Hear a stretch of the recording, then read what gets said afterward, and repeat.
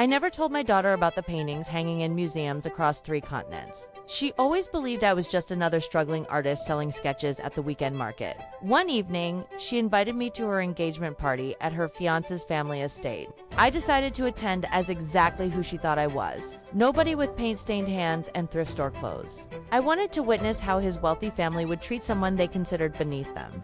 The moment I walked through those mansion doors, everything shifted.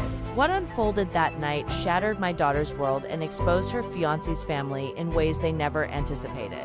And honestly, they earned every moment of it. Let me share how I arrived at that point. Let me reveal who I truly am. Because my daughter Emma, now 28, never learned the reality about her mother. To her, I was simply the woman hunched over canvases in our cramped apartment, selling paintings at local markets for grocery money, wearing clothes splattered with dried acrylics. Just another artist who never quite made it.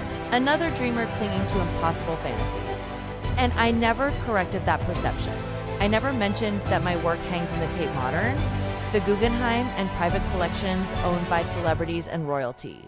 I never explained that art critics have written entire books analyzing my techniques. I never revealed that collectors pay 6 figures for my pieces at exclusive auctions. Why would I? Fame was never something I craved. Recognition felt hollow compared to the pure act of creation. I grew up believing that true artistry speaks for itself. That genuine talent requires no announcement, no validation from those who wouldn't understand anyway. So I protected my truth. I maintained my modest lifestyle for decades. I worked in the same small studio apartment. I wore the same paint-covered overalls until they fell apart. I bought supplies from discount art stores, cooked simple meals, saved everything, invested wisely, and became wealthy in silence. Because authentic power doesn't demand attention. Authentic power simply exists, and I was existing quite peacefully until Emma called me that Thursday morning. Her voice carried a nervous edge, like when she was young and needed to confess something difficult. Mom, I need to ask something important. Daniel's family is hosting our engagement party this Saturday at their estate. His parents want to meet you. Please come. Something in her tone unsettled me. This wasn't a daughter excited to introduce her mother. This was someone anxious about potential embarrassment, desperate to make things go smoothly, terrified of not fitting in. What have you told them about me? I asked carefully. Silence stretched between us. Then Emma stammered, I mentioned you're an artist, that you sell your work locally, that you live simply, that you don't have much. There it was, that phrase, don't have much.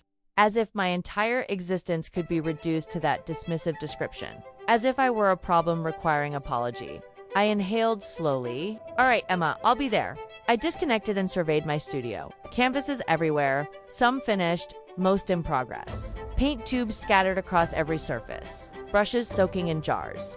Nothing that would impress anyone seeking wealth or status. And in that moment, I made my decision. If my daughter believed I was poor, if her fiancé's family was prepared to judge, then I would give them precisely what they expected to witness. I would portray a struggling artist barely surviving, a mother who had failed at her dreams. I wanted to experience firsthand how they treated someone who possessed nothing material. I wanted to observe their authentic selves, because I suspected something dark lurking beneath their polished surface. Saturday arrived. I dressed in my most worn outfit, faded jeans with paint stains that wouldn't wash out, an oversized sweater with holes in the elbows, scuffed canvas shoes that had seen better decades. I grabbed my ancient canvas bag, the one I actually used at markets, and tied my gray streaked hair into a messy bun. No jewelry, no makeup, no pretense. I looked in the mirror and saw exactly what they would see. A woman life had defeated, forgettable, invisible, perfect. I took a bus to the address Emma had provided. As we drove through increasingly affluent neighborhoods, the houses grew larger, the gates taller, the gardens more meticulously maintained. Finally, we stopped in front of an enormous estate, iron gates, manicured lawns stretching endlessly. A mansion that looked like it belonged in a British period drama. The security guard at the gate eyed me suspiciously until I gave Emma's name. He checked his list with obvious doubt before reluctantly opening the gate. As I walked up the long driveway, I felt a strange mixture of anticipation and sorrow. Part of me hoped I was wrong. Part of me desperately wanted them to be kind, to look past appearances, to welcome me regardless of what I wore or carried. But the other part, the part that had spent 50 years observing human nature, knew exactly what awaited me. The front door opened before I could knock. A man in formal attire, clearly staff, looked me up and down with barely concealed disdain. "Service entrance is around back," he said flatly. "I'm Emma's mother. I was invited." His eyebrows rose. "Oh, I see. This way?" Then he didn't apologize. He simply turned and expected me to follow. Leading me through the grand entrance hall with its crystal chandeliers and marble floors, I noticed him deliberately keeping distance, as if poverty might be contagious. We entered an enormous sitting room where perhaps 40 people mingled, all dressed in designer clothing, holding champagne glasses, laughing at jokes I couldn't hear. And there, near the windows, stood Emma Dodd. She wore an elegant cream dress that probably cost more than most people's monthly rent. Her hair was professionally styled. Diamond earrings, a gift from Daniel, no doubt caught the light. She looked beautiful and terrified. Beside her stood Daniel, tall, handsome, impeccably dressed in a tailored navy suit. He smiled easily at guests, confident and comfortable in this world of wealth and privilege. And then I saw them. Daniel's parents, his mother, Catherine, wore a burgundy dress that screamed designer label, with emeralds at her throat and wrists that could fund a small country's education system. Her blonde hair was pulled into an elaborate She possessed that particular kind of beauty that comes from expensive procedures and personal trainers. Beside her stood Richard, Daniel's father. Gray suit that probably cost $5,000. Watch that definitely cost $50,000. The posture of someone who had never questioned his place in the world. I walked toward them slowly, deliberately hunching my shoulders, making myself smaller, less threatening, more pathetic. Emma saw me first. Her eyes widened. I watched her swallow hard, watched her paste on a smile that didn't reach her eyes. "Mom, you made it." Her voice sounded strained. "Of course, sweetheart. I wouldn't miss this." Daniel stepped forward, extending his hand. "Mrs. Morrison, so wonderful to finally meet you. Emma talks about you constantly." His handshake was brief, weak, dismissive. His eyes had already cataloged my appearance and found me wanting. Emma turned to his parents with an expression I'd never seen on her face before, apologetic shame. "Catherine, Richard, this is my mother, Helen Morrison." Catherine's smile was glacial. Her eyes performed the same assessment Daniel's had, lingering on my stained jeans, my worn shoes, my cheap bag. "How lovely to meet you, Helen. Emma has mentioned you're involved in art?" The pause before art spoke volumes. The way she said it, you'd think I collected garbage. "Yes, I paint. Sell my work when I can." "How charming," Catherine replied, her tone suggesting it was anything but. "Such passionate pursuit, though I imagine quite difficult financially." "I manage," I said quietly, playing my role perfectly. Richard nodded curtly, barely making eye contact. "Pleasure." His handshake was even briefer than his son's. A server appeared with champagne. Catherine took a glass with practiced elegance. She didn't offer me one. Neither did Richard. The server seemed to deliberately avoid making eye contact with me. "Shall we show your mother around?" Catherine suggested to Emma, though her tone made it clear this was not actually a question. We walked through room after room of obscene wealth. Catherine made sure to comment on everything. "This painting is a genuine Monet. We acquired it at Sotheby's last year. Cost a fortune. But when you appreciate true art, you don't mind investing." She glanced at me. "Do you know Monet's work, Helen?" I studied the painting, one of his Water Lily series from around 1919. Beautiful piece, though not his strongest work. The brushwork in the lower left showed fatigue, suggesting he painted it during one of his vision problems. "I've seen some of his pieces," I answered simply. Catherine smiled indulgently. "Of course, well, this is the real thing, not prints or reproductions. We only collect originals." We continued through the house. Every room contained another opportunity for Catherine to showcase their wealth. The sculpture garden featuring an actual Rodin, the library with first editions worth hundreds of thousands, the wine cellar with bottles some collectors would kill for. Richard joined us periodically, adding his own commentary. "We just returned from our villa in Tuscany. 6 weeks. Completely rejuvenating. Do you travel much, Helen?" "Not really. Can't afford to?" "Ah, well, travel broadens the mind." "Pity?" Emma walked beside me, silent, her discomfort palpable. Daniel stayed close to his parents, nodding along with their commentary, occasionally adding observations about architecture or investment value. Finally, we returned to the main sitting room. Catherine guided me to a chair in the corner, physically separating me from the main group. "You must be tired from your journey. Please, sit here, rest." It wasn't consideration. It was quarantine. I sat obediently, watching as guests mingled.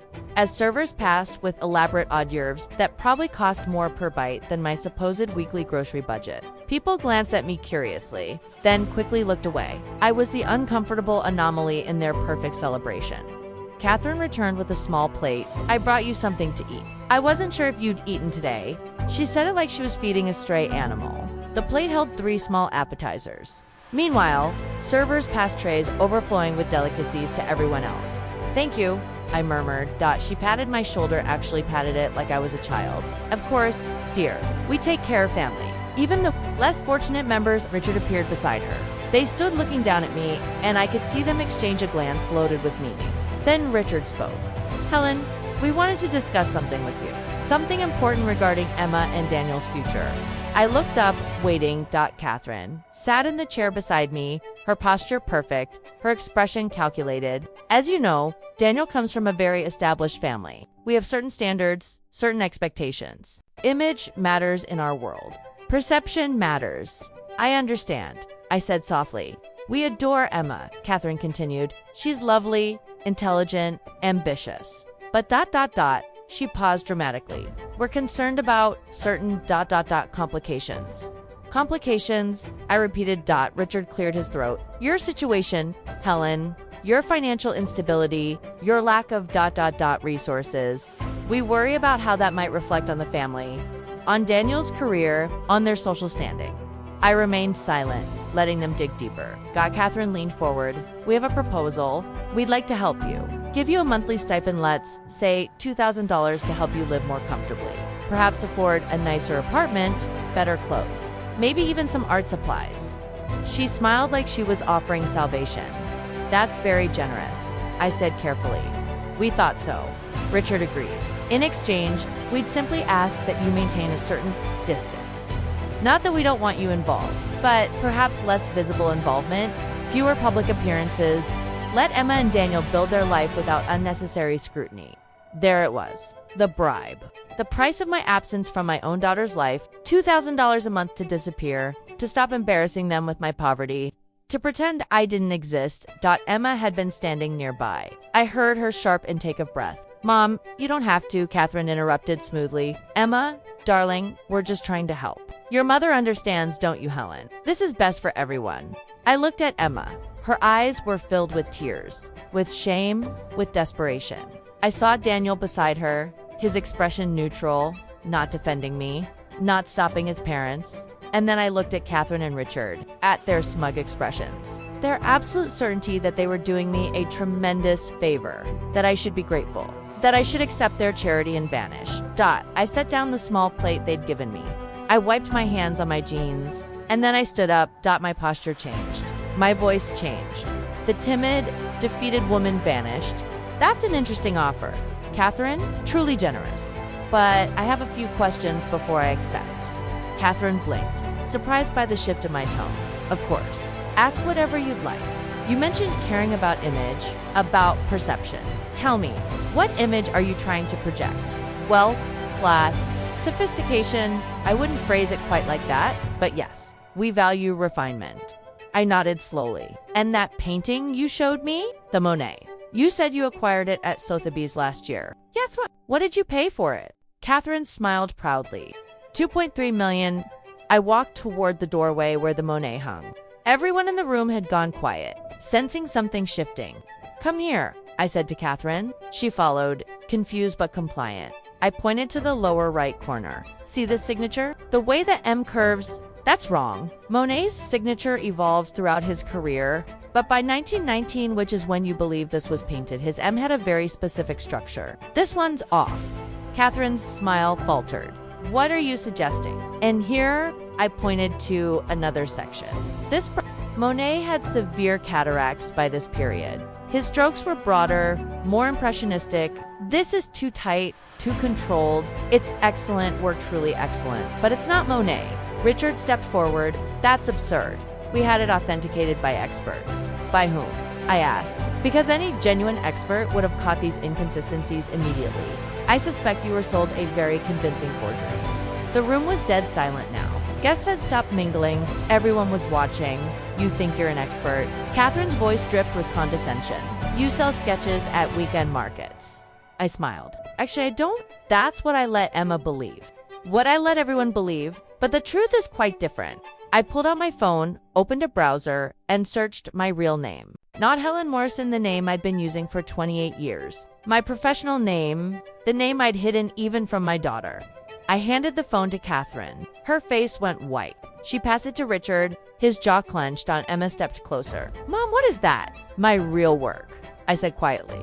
I'm Alina Vol. I've been a professional artist for 30 years. My pieces sell for between $100,000 and $2 million.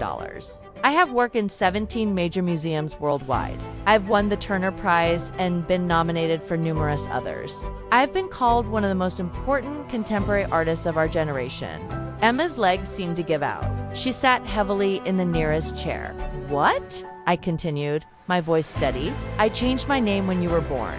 Emma, your father, my ex-husband, was a gallery owner who wanted to exploit my work to control my career. When I left him, I left everything behind, including my public identity. I wanted to raise you away from that world, away from the corruption and pretension. Catherine had found her voice. This is ridiculous. If you're so successful, why do you live like you do? Why the act? Because I wanted Emma to understand that art matters more than money. That creation matters more than recognition. That who you are matters more than what you own. I failed clearly since she felt the need to apologize for me. Emma was crying now, fully crying. Mom, I didn't know. I thought you thought I was a failure. I finished gently. I know that's what I let you think. But I need you to understand something, Emma. I've watched you transform over these past 2 years with Daniel. You used to make art because you loved it. Now you make excuses about why you don't have time. You used to wear clothes because they were comfortable. Now you wear labels. You used to choose friends because of their character. Now you choose them because of their connections. I turned to Catherine and Richard, and you've spent this entire evening showcasing your wealth, your possessions, your supposed superiority. But you couldn't recognize genuine artistry if it hung in your own hallway, and apparently it doesn't. Since that Monet is fake, you measured my worth by my clothes, my job, my apparent bank account. You offered to pay me to disappear because you found me embarrassing. We were trying to help. Richard protested weakly. You were trying to control. There's a difference. I walked back to Catherine. You offered me $2,000 a month. Let me make you I'll donate $5 million to the charity of your choice right now. I pulled out my phone again, opened my banking app, and showed them the balance. Their eyes widened.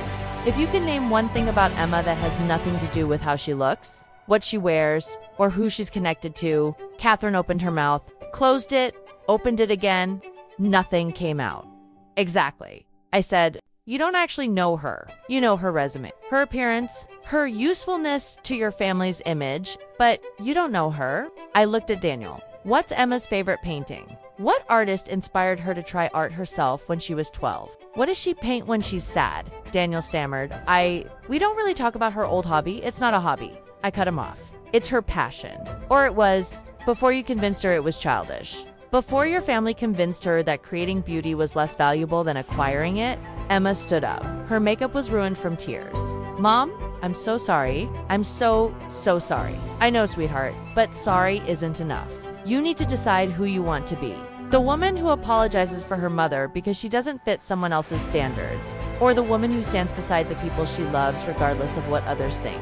I turned back to Catherine and Richard. I came here tonight because I needed to know if you were worthy of my daughter. If your family had the character, the kindness, the depth to deserve her, and I have my answer. Catherine's face was red with rage and humiliation. This is outrageous. You deceived us. You lied? I didn't lie. I simply didn't correct your assumptions. You assumed I was poor, worthless, irrelevant. You treated me according to those assumptions. I just gave you the opportunity to show who you really are. And you performed beautifully. Richard pointed at the door. I think you should leave. Oh, I'm leaving. But first, I pulled something from my canvas bag. A folded piece of paper. I handed it to Emma. Open it. With shaking hands, she unfolded it. It was a deed to a brownstone in the Arts District downtown. In her name. I bought that 10 years ago, I explained. It's worth about $3 million now. It has a perfect studio space on the top floor. I was going to give it to you as a wedding present, but I wanted you to have it now so you can make a choice independent of anyone else's influence or money. Emma stared at the deed, tears falling onto the paper. You have enough money now to live however you want, I continued. You don't need Daniel's family. You don't need their approval. You can paint, you can create, you can be yourself. Or you can keep pretending to be someone you're not to fit into their world. But that choice needs to be yours, made freely, not from financial dependence or fear. I kissed Emma's forehead. I love you. I always will, no matter what you choose. Then I turned and walked toward the exit. As I passed through the sitting room, I paused beside a painting I'd noticed earlier, one they hadn't specifically mentioned during the tour. Catherine, I called back. That piece above the fireplace, the abstract. That's genuine. It's one of mine, actually. From my early period, about 20 years ago. You probably paid around $50,000 for it at some anonymous auction. It's worth close to $800,000 now, in case you were wondering. Her mouth fell open. I walked out into the evening air, down the long driveway, past the manicured gardens and ostentatious displays of wealth. And with every step, I felt lighter. My phone rang before I reached the gate. Emma, Mom, wait. Please wait. I turned. She was running toward me, barefoot, still in her expensive dress, crying. She reached me and threw her arms around me. I'm so sorry for everything, for being ashamed, for letting them treat you that way, for forgetting who I was, for forgetting who you are. I held her tight. I know, baby. I know. I can't marry him, she sobbed. I can't marry into that family. I don't even know if I love him anymore, or if I just loved the idea of being loved by someone like him. Someone who made me feel like I'd finally made it, finally become someone worthy. You were always worthy, I whispered. Always. We stood there in the driveway, holding each other, as the sun set behind the ridiculous mansion. Eventually, Emma pulled back. What do I do now? She asked. Whatever you want. Paint, travel, find yourself again. You have the resources. You have the freedom. You just need the courage. Will you help me? Always. We walked down the driveway together. At the gate, Emma turned back once, looking at the mansion, at the life she'd almost chosen. Then she took off her diamond engagement ring and dropped it in the grass. I don't need it, she said simply. No, I agreed. You never did. 3 months later, Emma opened her first art show. Small gallery, nothing pretentious. Her work was raw, honest, painful, everything she'd been holding back for years. Critics called it revelatory. I called it my daughter finally speaking in her authentic voice. She sold every piece, not because of my name or connections. She exhibited under her own name, made her own contacts, built her own reputation, because her work was genuinely good. I stood in the gallery that opening night, watching her talk to admirers, watching her glow with the joy of creation, of connection, of being truly seen. And I felt complete. A woman approached me, older, elegant, familiar. It took me a moment to recognize Catherine. She looked smaller, somehow less imposing. No emeralds tonight, Alina, she said quietly. May I speak with you? Of course. I came to apologize. Not to make excuses, not to justify, just to apologize. You were right about everything. About the Monet we had at Riggs, it's fake. We were con. About Imo, I never really knew her. We saw what we wanted to see. About ourselves, we've been so focused on appearing wealthy that we forgot how to be decent. I nodded, listening. Daniel and Emma officially ended their engagement last week. Not handling it well. He genuinely cared for her, I think, but he couldn't see past what we taught him to value. That's on Richard and me. That's honest, I said. I want to change. I don't know if it's possible at my age, but I want to try. I've been volunteering in an arts program for underprivileged kids, teaching them that creativity matters more than cost. It's humbling. It's real. It's the first honest thing I've done in years. I smiled slightly. That's a good start. Will you ever forgive me? Forgive us. I considered the question. Forgiveness isn't a switch. It's a process. But I appreciate you coming here. I appreciate the effort. Keep making that effort, and someday, maybe we'll get there. She nodded, tears in her eyes. Thank you, and thank you for this. She gestured at Emma's paintings, for giving the world another real artist, for protecting her gift until she was ready to share it. Catherine left quietly. Emma appeared beside me. Was that who I think it was? Yes. How do you feel about that? I thought for a moment, hopeful. People can change if they want to. She wants to. Time will tell if she follows through. Emma slipped her hand into mine. Thank you, Mom, for everything, for the truth, for the tough love, for showing me what really matters. You're welcome, sweetheart, but you did the hard part. You made the choice. You found yourself again. We found ourselves, she corrected, together. I looked around the gallery at the artwork born from pain and transformation, at the people genuinely moved by creativity, at my daughter finally living authentically, and I realized something fundamental. Real wealth isn't measured in bank accounts or museum collections or properties or possessions. Real wealth is standing in a room watching someone you love embrace their truth, their passion, their authentic self. Real wealth is knowing you played a part in protecting that authenticity, even when it required deception, confrontation, and difficult revelations. Real wealth is the freedom to be exactly who you are without apology. Catherine and Richard had their mansion, their fake Monet, their carefully constructed image, but I had this moment of genuine connection, of artistic truth, of love without conditions, and there was no comparison, no contest, no question which of us was truly rich. Emma squeezed my hand. Mom, there's someone I want you to meet. Another artist, she works in mixed media, absolutely brilliant. She doesn't care about any of the pretentious gallery stuff, just loves creating. I think you two would really connect. I smiled. I'd love that. As Emma pulled me across the gallery, introducing me to artists and admirers and real people having real conversations about real art, I felt something I hadn't felt in years. Complete peace. I had done what I set out to do. I had protected my daughter's soul, tested those who sought to join our family, exposed false values, and ultimately freed both of us from pretense. The wealthy family had their estate, but I had something infinitely more valuable. I had truth, I had integrity, I had love. And in the end, that made me the richest person in any room I entered.